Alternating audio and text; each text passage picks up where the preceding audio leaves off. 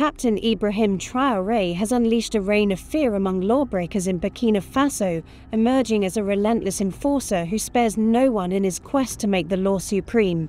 This 37-year-old firebrand doesn't just govern, he delivers swift, unforgiving justice that has criminals and rule-breakers trembling. Dare to disobey traffic rules in Traoré's Burkina Faso, and you won't face a mere fine or a slap on the wrist. Instead, you'll be thrust into the streets, broom in hand, forced to clean roads, unclog filthy drains, or haul garbage under the scorching sun. No exceptions, no excuses. From corrupt elites to foreign tycoons, Traoré's zero-tolerance regime is a wake-up call. Break the law, and you'll pay a humiliating price right there, right now, in full view of the nation.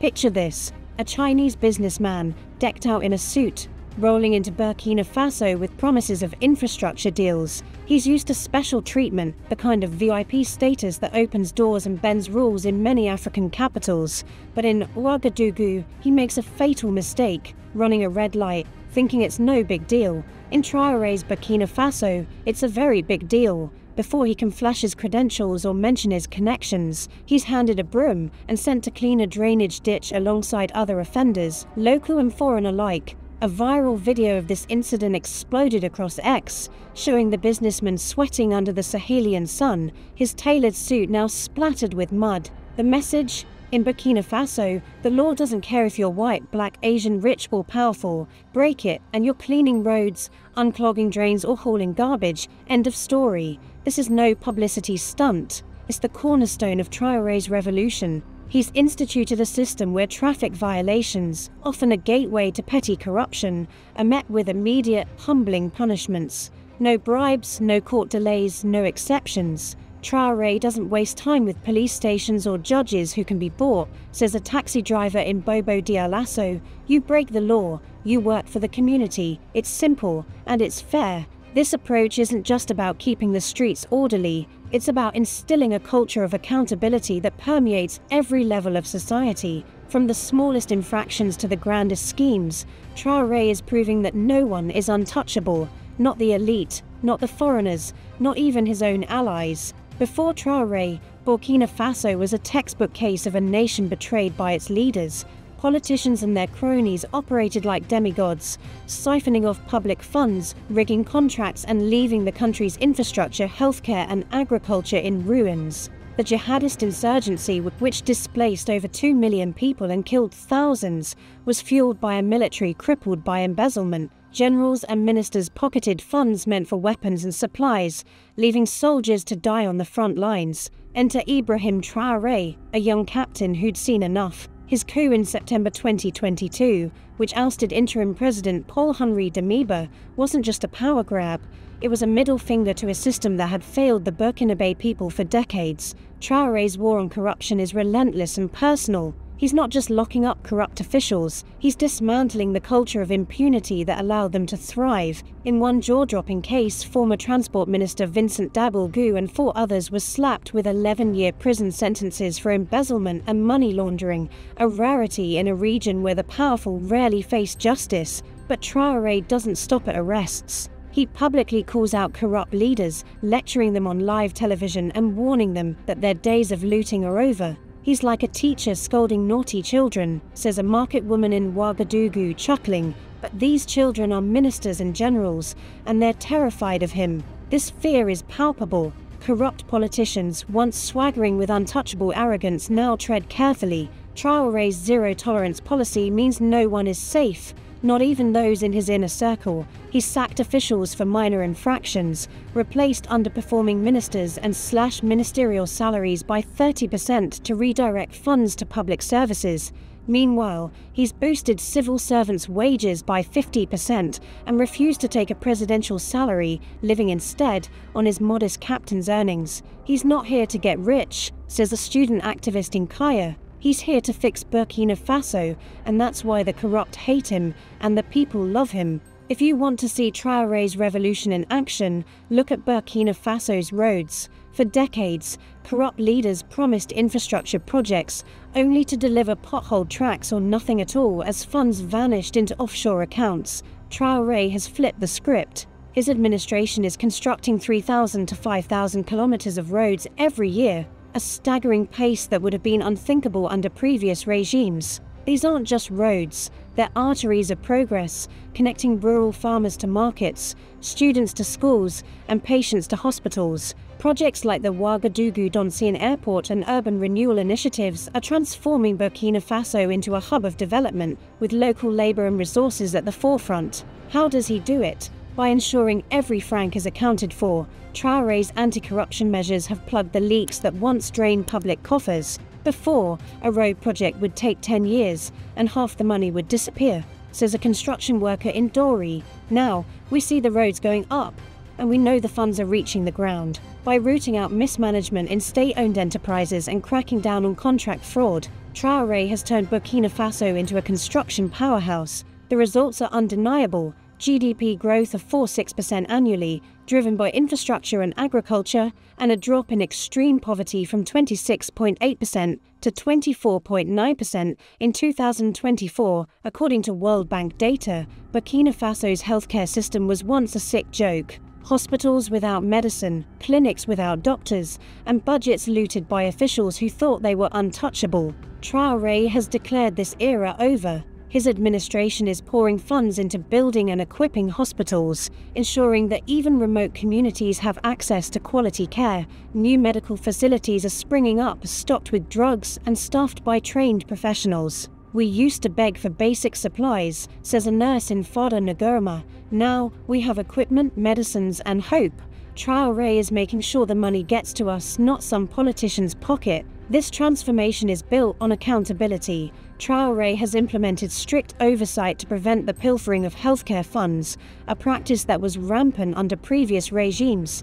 Corrupt officials who once saw the health sector as a personal ATM now face public shaming, fines, or prison. By redirecting resources to where they're needed most, Traoré is building a healthcare system that serves the people, not the elite. His vision is bold. A healthy population is a productive population, and no one, not even the most powerful, will be allowed to sabotage that goal. Agriculture, the backbone of Burkina Faso's economy, was another casualty of corruption. Funds meant for farmers were stolen, leaving them without seeds, fertilizers, or equipment. Traoré has made food sovereignty his rallying cry, launching a $1 billion initiative to mechanize agriculture and boost production of staples like rice, maize, and potatoes. His government has distributed free tractors, fertilizers, and training to farmers, empowering them to feed the nation and reduce reliance on imports. The opening of the Faso Kosam dairy factory in March 2025 is a game changer,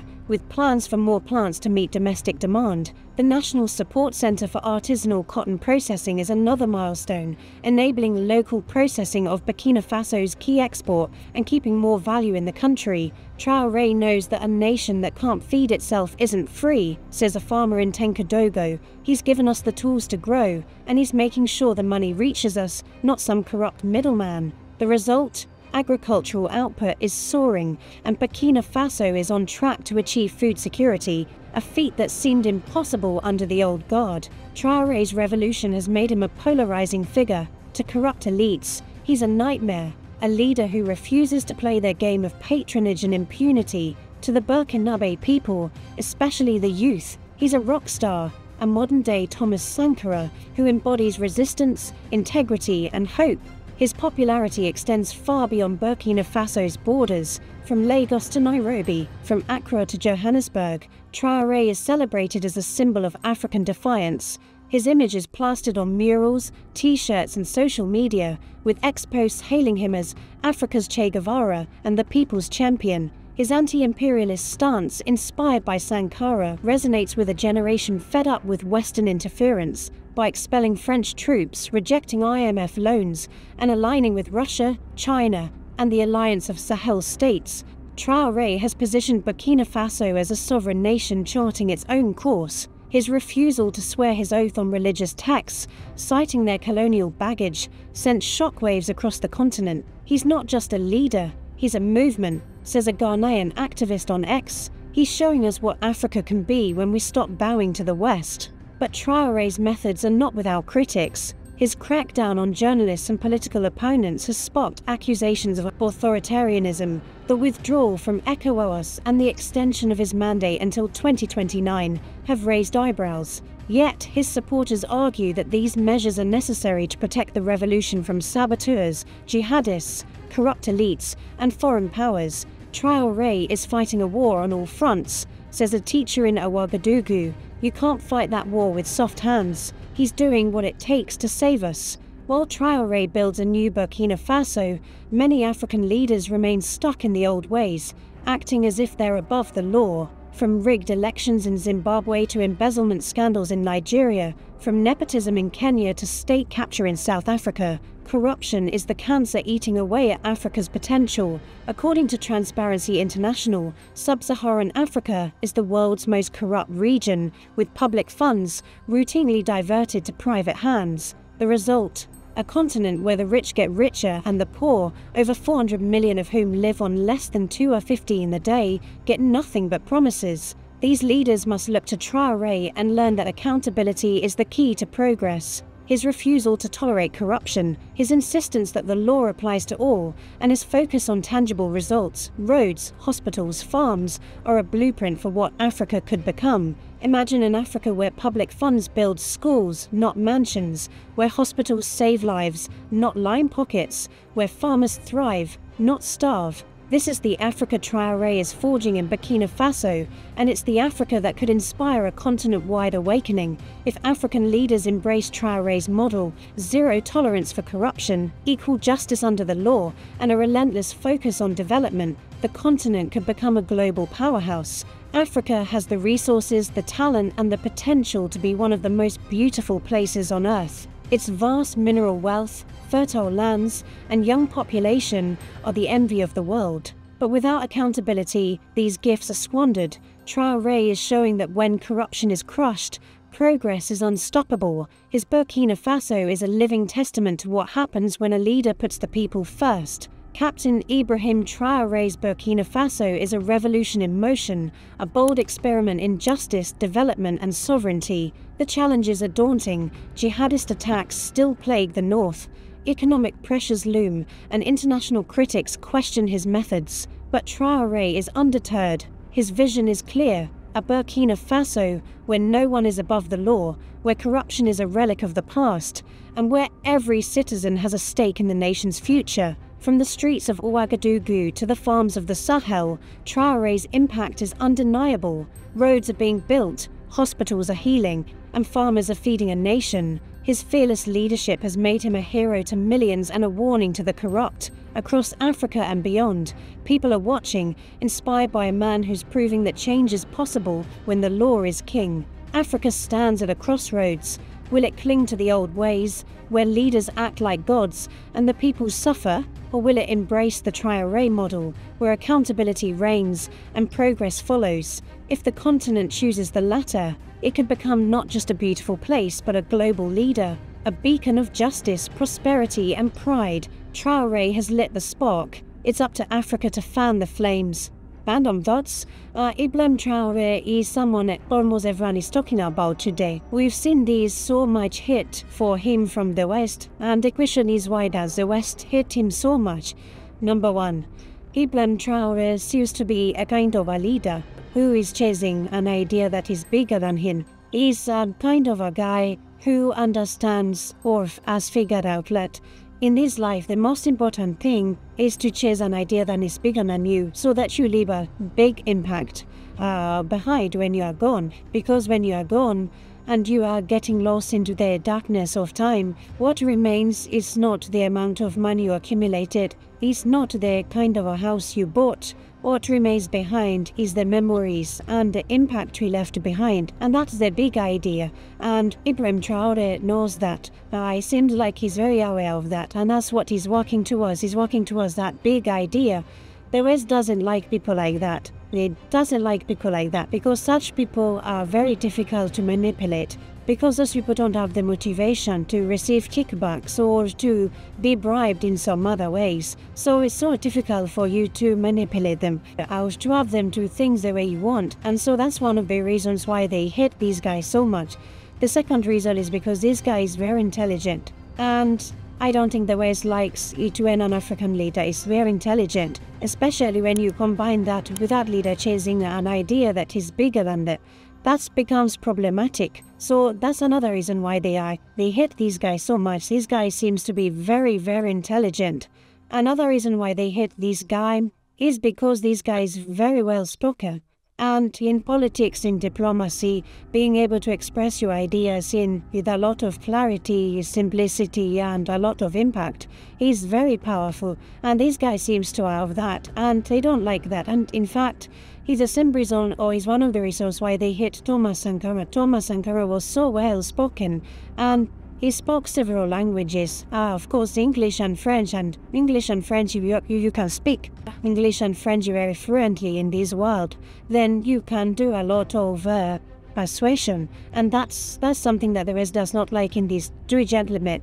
Thomas Sankara spoke very well both in French and English, so you could not twist his words when you're speaking to the English world, because he could speak for himself, not only to the African English speaking, but to the American people. So, and that's dangerous. The same thing to Ibrahim Traoré. Ibrahim Traoré is so well spoken, speaks French very well, speaks English very well, and I suspect a few other languages. Now, Ibrahim Traoré can bypass the American translators and speaks to the ordinary person on the street about what is being said about him, and that's what he's doing. And I don't think they're going to like that. That's not good for them, because it's become so difficult to character assassinate this guy. So that's another reason they don't like this guy. And him being able to bypass the translators is even more impactful by the fact that we live in an era when people can speak to anybody or through the internet, and now his canebotry can so easily do that, and that is so dangerous, so they don't like him for that. At least Thomas Sankara still needed to go through the media to reach to the Americans, for example, to reach to the Europeans or to the rest of Africans. Traoré does not need to do that, and that's one of the reasons why they hate him so much. The eyes of they hate him so much is the image he represents. This is a guy who represents the macho African power,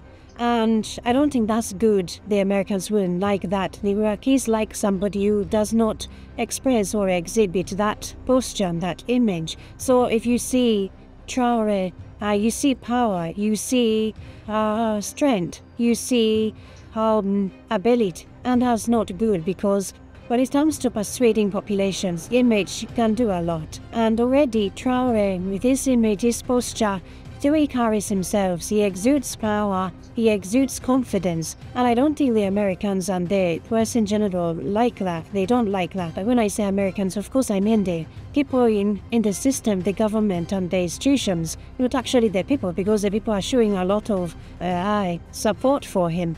So yeah, so those are some of the reasons why the West is hating, or the West hates Traoré so much. Those are my random thoughts.